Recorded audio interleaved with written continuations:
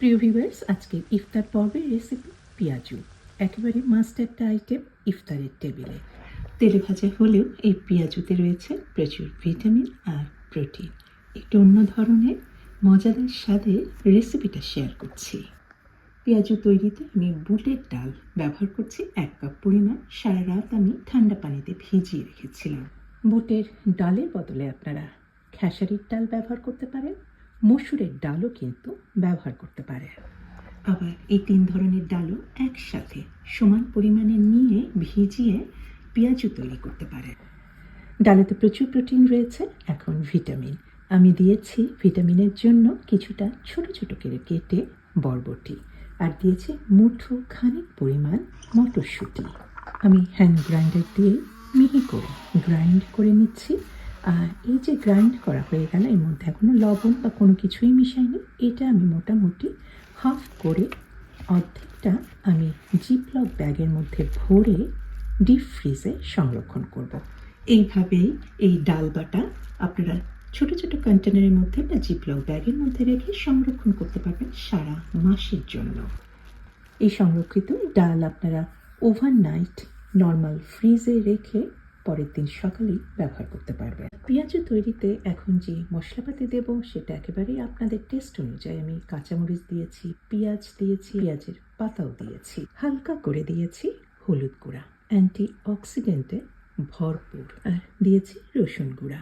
রসুন গুঁড়া heart, cholesterol, blood প্রেশারের নিয়ন্ত্রণে সাহায্য করে। আর বাইন্ডিংয়ের জন্য এখানে আমি দিয়েছি 2 টেবিল চামচের মতো অ্যালমন্ড গুঁড়া। চালের গুঁড়ি দিতে পারেন, বেসন দিতে পারেন, আবার চিড়া ভিজিয়ে দিতে পারেন, আবার পাউরুটি একটা স্লাইস একটু ভিজিয়ে পানি চিপে সেটাও ব্যবহার করতে পারেন। আবার অবশ্যই টোস্টের গুঁড়া বা ব্রেড ক্রাম্ব সেটাও দিতে পারেন। আর একটু স্বাদকে বাড়ানোর জন্য আমি এখানে দিয়েছি সিজনিং মশলাগুলি টেস্ট অনুযায়ী।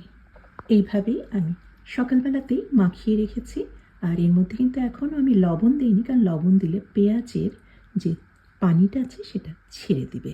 এই কারণে আপনারা ইফতারের সময় যখন বা ভাজবেন সেই সময় লবণটা দিয়ে শাঁকা তেলে অথবা ডুবো তেলে ভেজে নিতে পারেন। ভাজার সময় তেলের টেম্পারেচার ভালোভাবে গরম থাকবে।